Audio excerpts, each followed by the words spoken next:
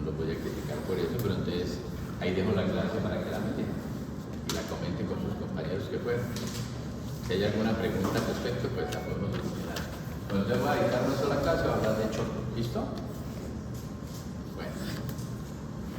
Entonces, ¿cuál es la importancia del tema realmente en choque? Digamos que la importancia del tema es redefinir la definición de choque. Y segundo, que ustedes se anticipen a ese choque. Que ustedes puedan anticiparse que este paciente tengo que pensar que de pronto puede estar en un choque. Y yo no había pensado en eso, ¿cierto? Esa es como la idea de uno como médico. Oye, ¿cómo va a pasar este paciente? Avisándome. Que recuerde que, como yo les digo, cuando rotan conmigo, el niño, a diferencia del adulto, avisa. ¿Sí? Esta noche yo me complico. Esta noche voy a hacer paro. Más o menos se dice en la literatura que 6 horas antes del niño hacer paro, él avisa. Eso es importante en pediatría, ¿cierto? Recuerden cuando estaban conmigo yo les decía que el niño avisa. En cambio el adulto no. Yo estoy ahí dictando clase y me pongo histérico porque desde mi grupo no han llegado. ¿Dónde están los del grupo? 3. Faltan 3.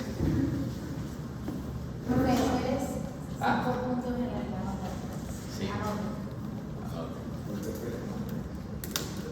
Bueno, entonces es la importancia del tema, ¿cierto?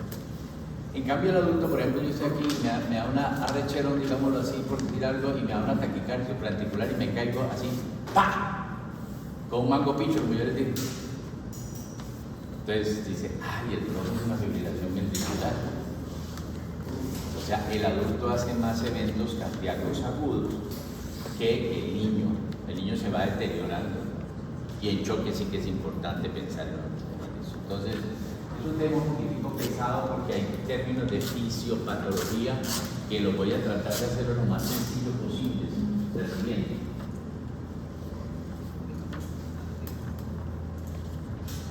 Entonces, 35 diapositivas, con unos 30 minutos, con objetivos, definiciones, fisiopatología, tratamiento y conclusión. La siguiente. Entonces, como les dije, ¿cuál es el objetivo? El objetivo es adelantarse al paro, tratar de que el niño no haga paro. ¿Sí? Ese es el. Y otro sería, pues, conocer esa fisiopatología. Dice uno cuando quiere que un tema sea tan interesante, pero a veces no es fácil, ¿sí? Comprenderla. La siguiente. Entonces, cuando yo era estudiante definíamos el choque como el choque hipovolémico. El paciente que tenía diarrea y no se deshidrataba, eso es el choque. O sea, el choque para nosotros era básicamente hemodinámico. Cuando el choque, realmente el término choque significa eso. Desequilibrio sistémico entre el oxígeno que se administra a las células y el oxígeno que esta célula puede consumir para no morirse, digámoslo así. Entonces, eso sí es un término de choque.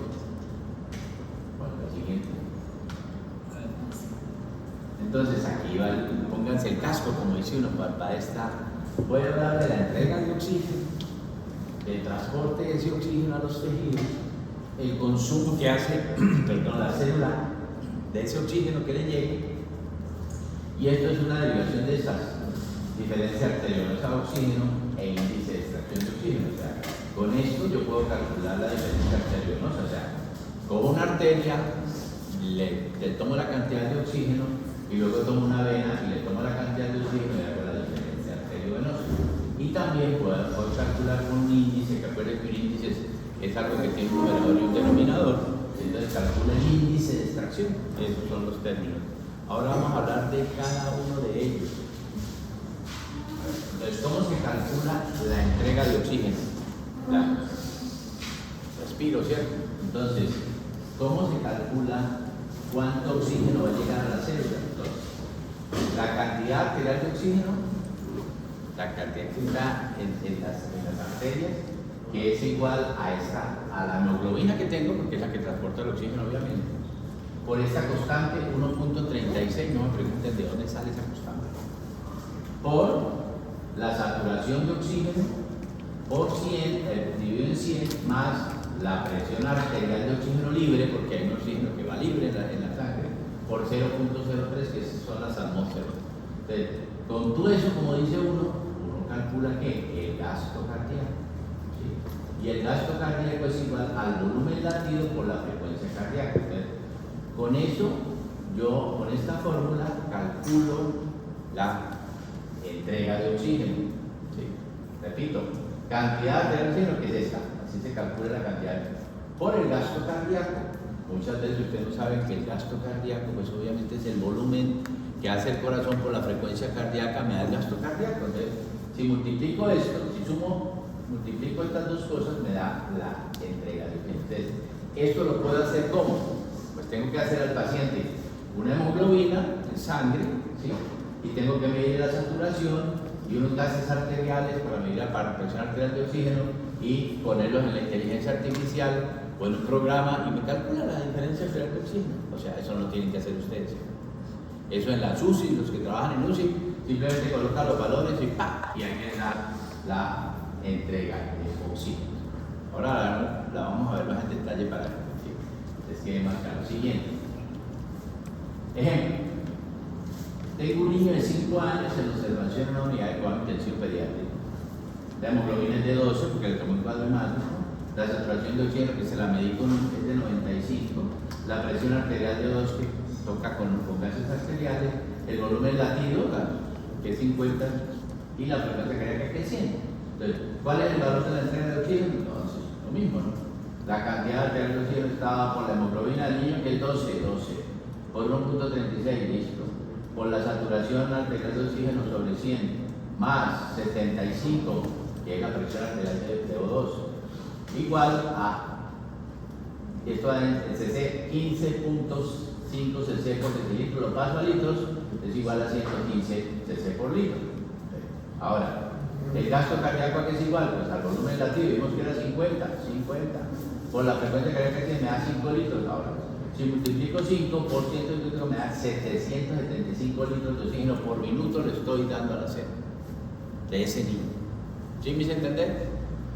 No es para que se lo aprendan, no es para que se lo aprendan ni para preguntárselo en un previo, sino para que ustedes sepan que yo puedo, más o menos, que variar estas circunstancias para mejorar la entrega de oxígeno. Eso es lo práctico, ¿sí? Entonces, si un niño tiene hemoglobina de 6, digo, me toca ponerle sangre para mejorar esto, ¿cierto? ¿Sí? Si él tiene buena hemoglobina pero está saturando bajito, entonces le pongo oxígeno. ¿Sí? Si el problema es la frecuencia cardíaca muy baja, le pongo un inotrópico, adrenalina, por ejemplo. Entonces, eso sí es importante desde el punto de vista manejo, que ustedes entiendan que esta fórmula es importante para el manejo, para las cosas, para las variables que puedo modificar para mejorar la entrega de oxígeno. La siguiente. Entonces, ahora más fácil. ¿De qué factores depende la entrega de oxígeno? Básicamente lo que les dije ahorita, pero metamos otros participantes. La precarga, la poscarga y la contractilidad me dan el volumen latido. ¿Qué es la precarga?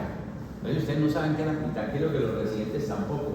La precarga es la cantidad de sangre que me llega a la aurícula derecha procedente de la vena cava inferior y de la vena cava superior, que drena en la aurícula derecha. Esa es la precarga. Como cuando usted con una pistola y le mete las balas, esa es la precarga, ¿sí? Está lista. Entonces eso me da que el volumen latido, porque si toda la precarga le quito la poscarga y le agrego la contractilidad, me da el volumen latido. ¿Sí? ¿Qué es la poscarga? Es la fuerza que tiene que vencer el corazón para abrir la aorta, para que la aorta se abra. Esta es la poscarga, o sea, va en contra de la precarga. Con la contractilidad me da el volumen latido. Ahora, el volumen latido por la frecuencia cardíaca me da el gasto cardíaco de la fórmula, el gasto cardíaco. Ahora, por el contenido arterial de oxígeno me da la entrega de oxígeno. Entonces, como lo que vimos en la fórmula, concentración de hemoglobina, saturación de oxígeno y presión arterial de oxígeno, ¿sí? Volvamos atrás. ¿Sí ven? O sea, el gasto cardíaco, más atrás, aquí está. ¿Sí? La cantidad es por el gasto cardíaco. La siguiente. Ahí, fíjense, esto es como un resumen, ¿sí? Sin tantos números, de qué factores depende la entrega de oxígeno y qué puedo modificar por ejemplo, para mejorar el volumen, ¿qué es lo que puedo hacer? Ponerle más líquido al paciente, ¿cierto? Entonces me llega más precarga. ¿Qué hago para disminuir la poscarga? Le pongo una droga que inhiba la poscarga para que la sangre salga más fácil. ¿Cómo mejora la contractilidad? Con un neutrópico positivo. Lo mismo la frecuencia cardíaca. Todo esto me mejora la entrega de oxígeno. El transporte. El transporte casi que no se pierde nada en el transporte. El oxígeno está ancho, pero no se pierde por el camino mucho. A no ser que el paciente tenga un cortocircuito, una CIA, una CIB, una fístula, porque le están haciendo hemodiálisis. Entonces se puede perder algo de oxígeno en el camino. La siguiente. Ahora, el consumo de oxígeno. ¿Cómo calculo yo de esa cantidad de oxígeno que le llegó a la célula, cuánta la célula usó? ¿Cuánto pudo usar la célula? ¿Cómo se calcula? ¿Sí? Eso está en inglés, pero el gasto cardíaco, ¿por qué? Por la diferencia arteriosa de oxígeno. Entonces, ¿cómo calculo la diferencia arteriosa de oxígeno? El contenido arterial de oxígeno, o sea, cojo una muestra de sangre arterial y le quito el contenido venoso. ¿Cómo calculo el contenido venoso de oxígeno? La sangre que sale de la arteria pulmonar a ir a coger oxígeno al pulmón. O lo puedo hacer en la aurícula derecha. Entonces, hago unos gases arteriales y unos venosos, en otras palabras. No sé si ustedes han tomado gases arteriales, han visto cómo se toman los gases arteriales. Usted llega, eso duele muchísimo. Usted llega a hacer la curación y coge una de vidrio y cuando está en la arteria es azul. ¿Sí? Y la vena, pues la sangre en la vena, la que tomo cuando me toman un examen de sangre, es sangre venosa. Entonces, hago la diferencia y listo, y multiplico. Entonces, aquí repito otra vez la fórmula de la cantidad arterial de oxígeno y aquí está la cantidad venosa de oxígeno que la puedo calcular. ¿Sí? Y este es el índice de extracción. El índice de extracción es la saturación con el saturador sobre un índice. Ese índice no es tan importante, pero que el consumo de oxígeno se puede calcular también la siguiente. Lo mismo, ¿cierto? Entonces, niño de 5 años postquirúrgico apendicitis, gasto cardíaco 5 litros. Cantidad de oxígeno que ya sabemos cómo se calcula, 15.5 por decilitro. Hemoglobina de 12, saturación de venosa del 60%, presión venosa central de 40, entonces aplico la fórmula y me da que el paciente de lo que le estaba ofreciendo, que eran en el cálculo anterior 700 algo, él está consumiendo 285 litros. Aplicando la fórmula, no voy a volver a repetir la siguiente. Ahora sí, ya con esta fisiopatología, entrega de oxígeno, entonces debería pasar lista en este momento. Entonces, como los diferentes tipos de choque. Entonces, ya lo vamos a ver en detalle. El choque hipovolémico, el shock distributivo y el shock cardiogénico.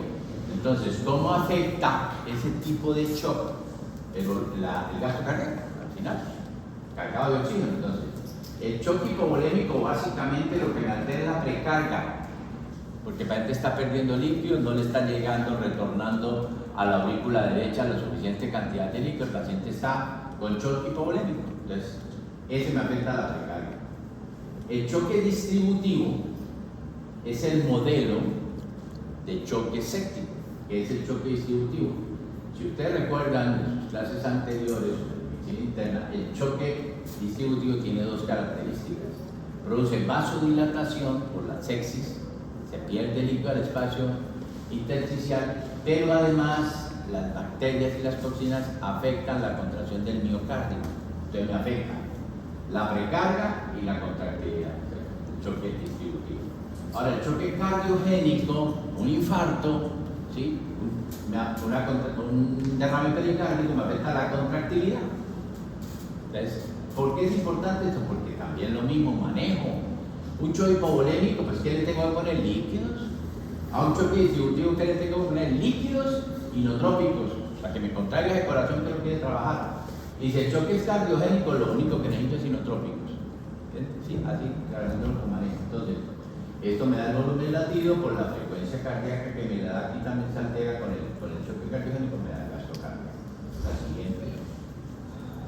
Ahora, ¿cuáles son los tipos de choque? Los tipos de choque son varios, pero por ejemplo, el anafiláctico, el cardiogénico, el hipovolémico, el neurogénico y el choque séptico. Veamos los demás detalles. El anafiláctico.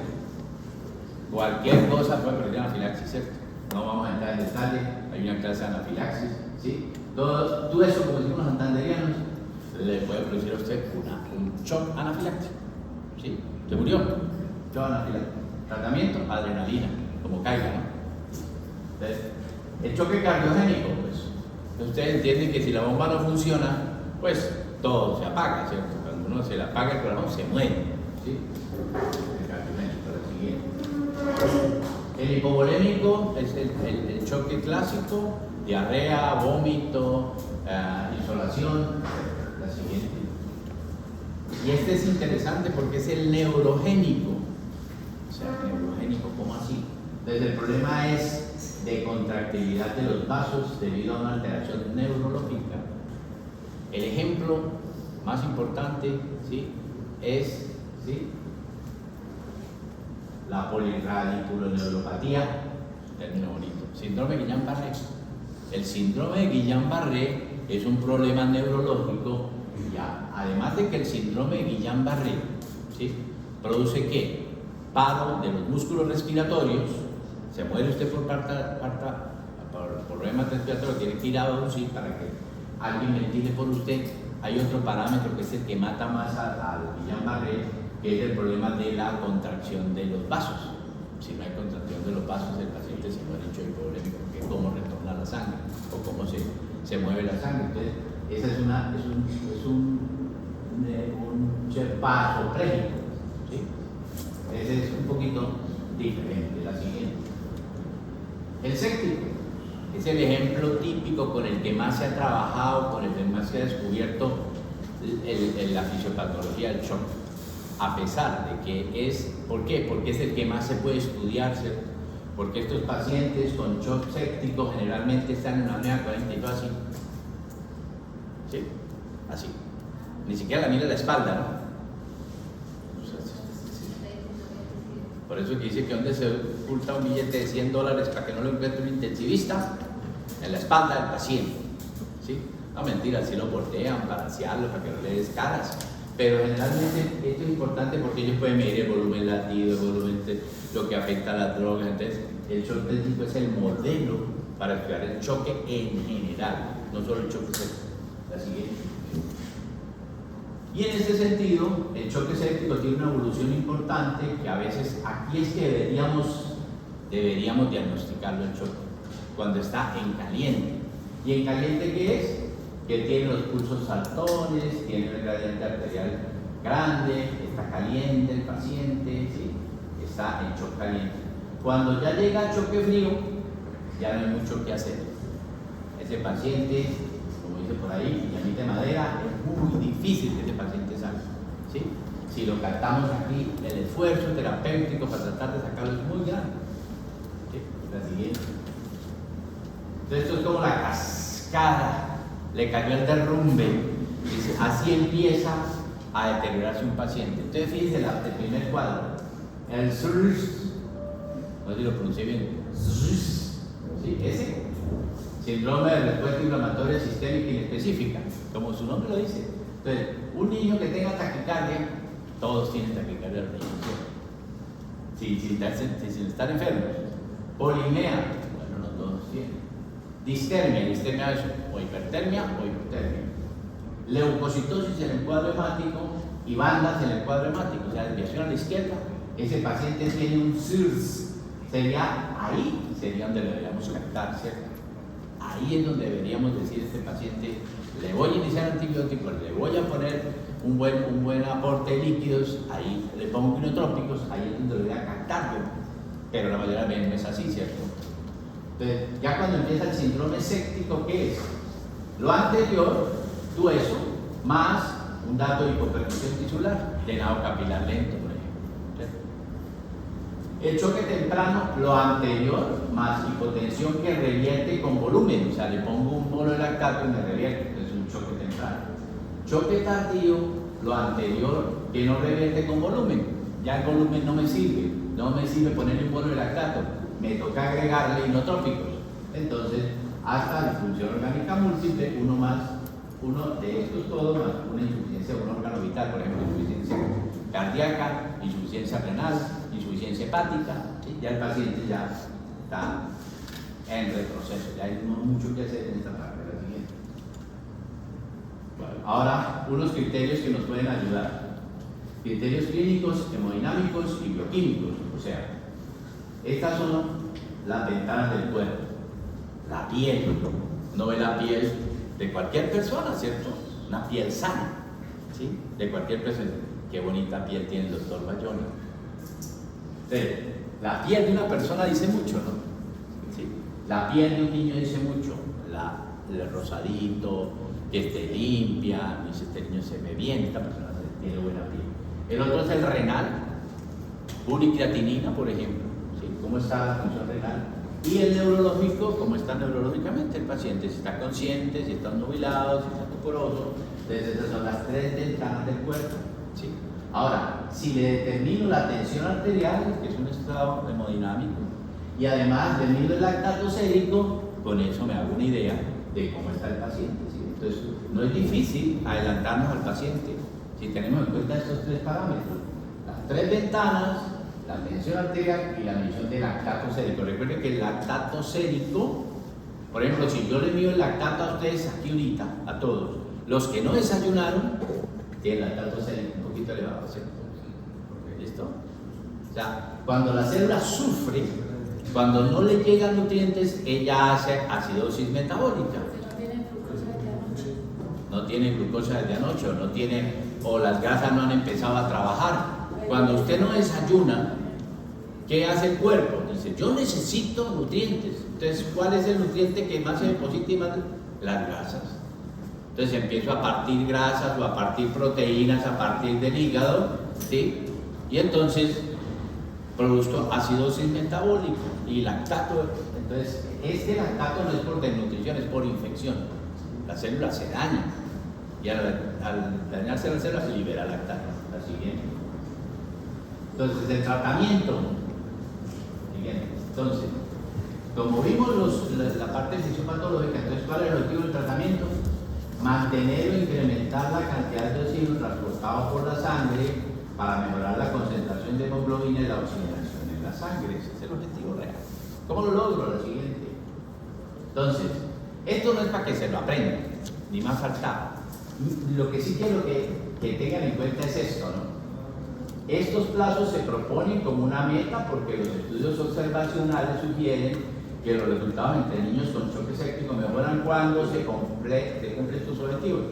Sin embargo, estos plazos no siempre son alcanzables, no podemos ser obsesivos compulsivos, dependiendo de los recursos disponibles, ¿sí? Además, los pacientes individuales pueden tener buenos resultados pese a que estos plazos no se cumplan. Pero ahí está, ¿no? La gente que somos obsesivos, ¿no? Que en 5 minutos usted tiene que tener una vía de acceso. Ah, bueno, y si lo hago en 6, ¿qué pasa? Ah, y si lo hago en 3. Y ahí está cómo se debe hacer, ¿no? A los 30 minutos usted ya ha debido iniciar la resucitación con líquidos. Ya tiene que estarle poniendo líquidos. Ya. A los 60 minutos ya tiene que haber aplicado antibióticos. Lo mismo, ¿sí? En los pacientes con choque refractario al líquido y distribución de inotrópicos periféricos en los 60 minutos. O sea que hay que correr. Pero los tiempos no son necesariamente eso, ¿cierto? La siguiente. Hay una mnemotecnia que es la PIC, que no es como los espectáculos, ¿no? Very important people. O sea, la gente que paga en la sala VIP, ¿sí? Pero aquí se refiere a manejo, ¿cierto? Entonces, la B de ventilación, de oxigenar al paciente con choque. La Y de infusión de líquidos y la P de pump, en inglés bomba inotrópicos. La siguiente. Entonces, la ventilación, ¿no? Tengo que escoger qué método administrar para administrar el oxígeno al paciente, o una cánula nasal, o un Venturi, o una cánula de alto flujo, o le doy ambú, y qué sistema es más adecuado, cómo lo controlo, osimetría de pulso, gasometría, parece que estoy haciendo la siguiente. La infusión de líquidos, ¿qué líquidos le pongo? lactato de Ringer o albúmina, en algunos casos ya casi la albúmina no se usa porque tiene muchos riesgos.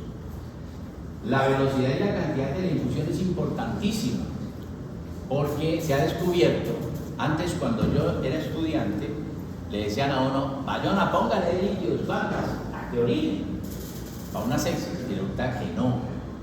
Ahora uno tiene que saber que si yo le pongo muchos líquidos a un paciente séptico, cuando el paciente empieza a recuperarse, eso procede más cerebral. Entonces, por eso se ha discutido mucho allá datos de los padres. No, la velocidad y la cantidad de infusión depende de si el paciente está realmente deshidratado o no. No es que todo paciente haya que hinchar y llenarlo de líquido. No, eso cambió bastante. ¿Sí? O sea, no se usan los 20 cc por kilo. Bueno, exacto, no se usarían los 20 cc necesariamente en un paciente que puede estar con choque, pero no estar hemodinámicamente bien. Ya lo veremos más tarde, gracias por preguntar. ¿Y cómo controlo yo la infusión de líquidos? ¿Cómo sé que me estoy pasando realmente? Con una presión venosa central. ¿Qué es una presión venosa central? Cuando ustedes están a allá, le ponen un catéter que lo meten por la vena cava superior a la aurícula derecha. Entonces ahí que me mide, es una bolita que sube y baja, una bolita que sube y baja. Dice, tiene 10 centímetros de agua, está bien. Tiene póngale líquido. Es una forma objetiva de saber si necesita líquido el paciente o no. Tiene que estar con un dispositivo, presión venosa central, un catéter, ahí en la vena cava superior, que llega a la aurícula, lo siguiente. No se ve, ¿sí? No se ve nada, y menos con esa luz. Pero aquí lo que dice es, niño que no está en estado de choque, lo que dijo María Juliana, pero tiene signos de alteración circulatoria.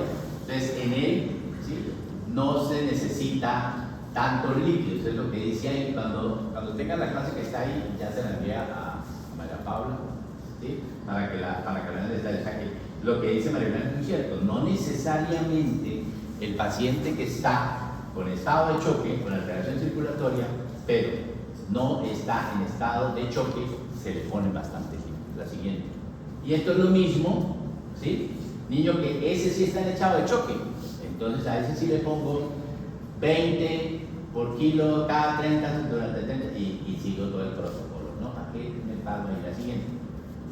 Bien, la bomba de infusión de inotrópicos, o sea, es algo que me hace que el corazón se me contraiga porque necesito que trabaje ese corazón, porque la adrenalina endógena ya se acabó. A mí me dan una recherona aquí, me pongo. ¿Qué pasa? Mis suprarrenales liberan adrenalina, mi corazón, cálmese, profe. En una sepsis, las suprarrenales hacen lo mismo, tratan con la adrenalina que tenemos de mantener, pero a veces no.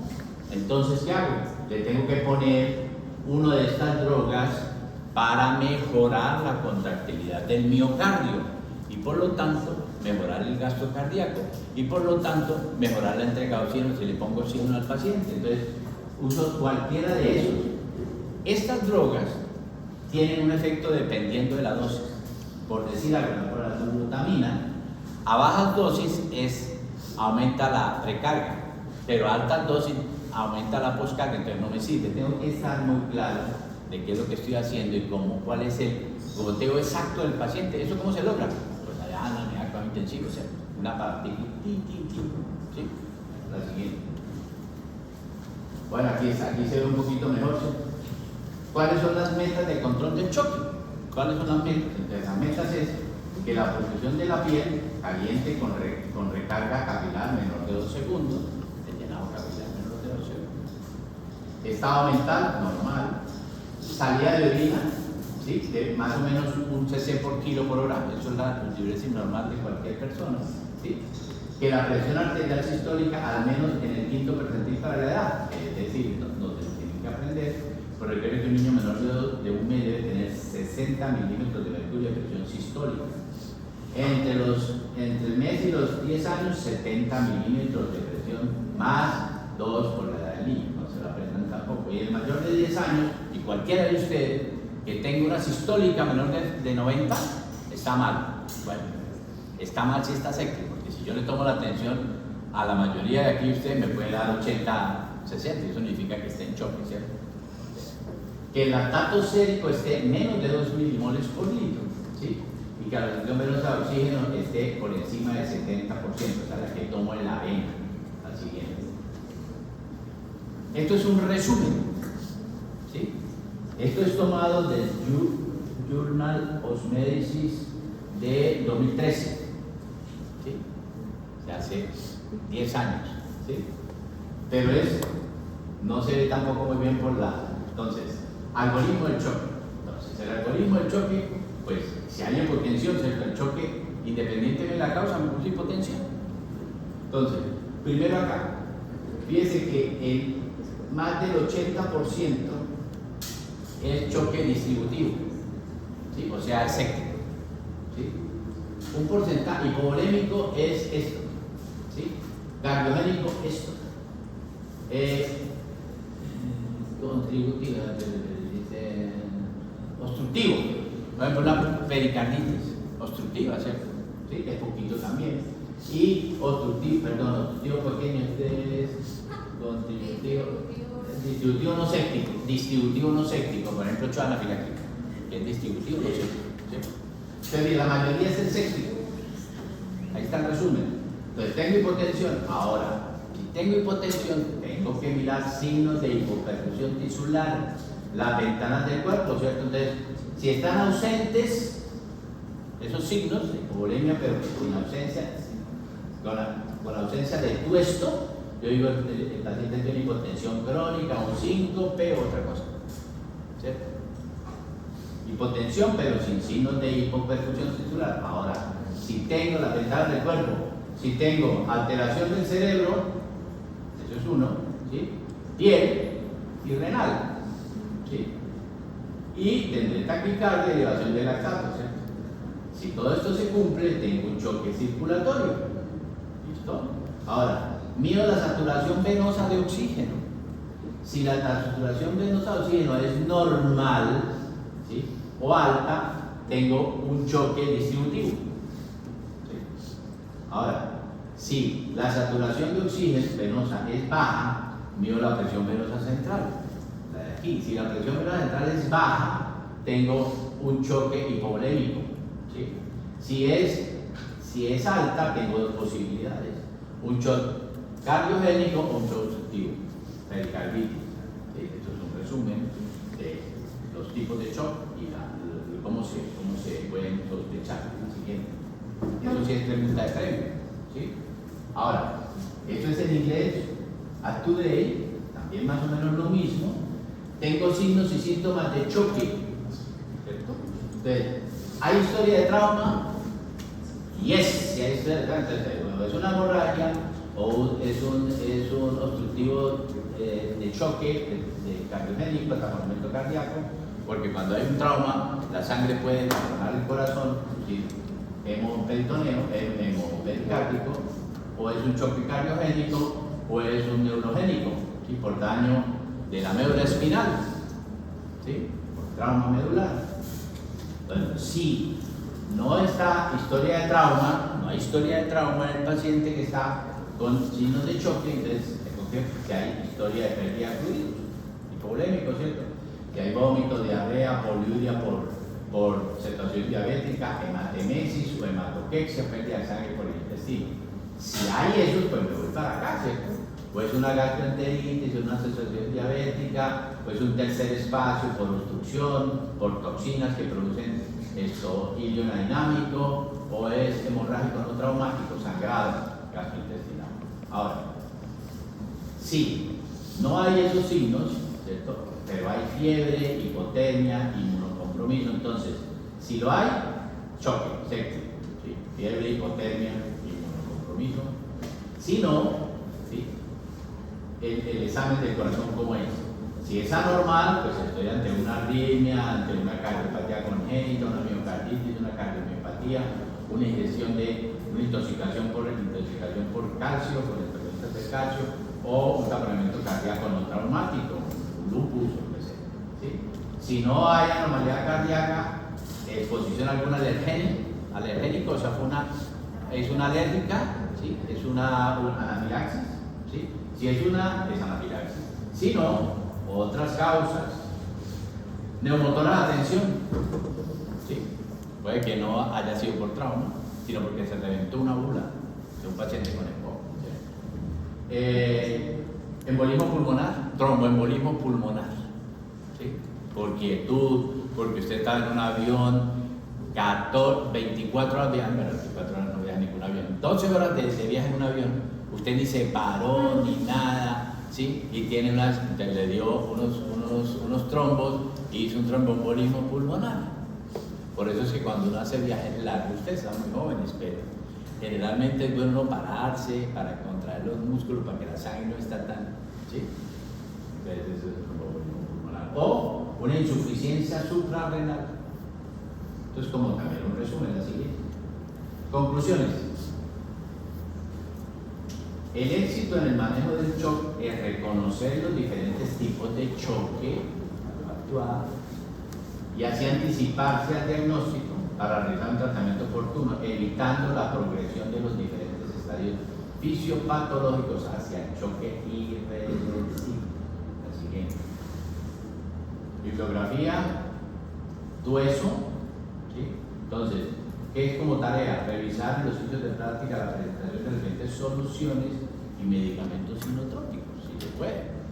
Desgraciadamente en la WIMIS nos cerraron el carro de palo y yo les puedo mostrar los diferentes sinotrópicos, pero de pronto en simulación de pronto sí podrían ver las diferentes soluciones, la solución salina, el lactato, la dextrosa, el electrolito y los medicamentos sinotrópicos. ¿Esto qué es? Ya les presenta la glutamina, les presenta la adrenalina, ¿sí? Son todos sinotrópicos. La siguiente.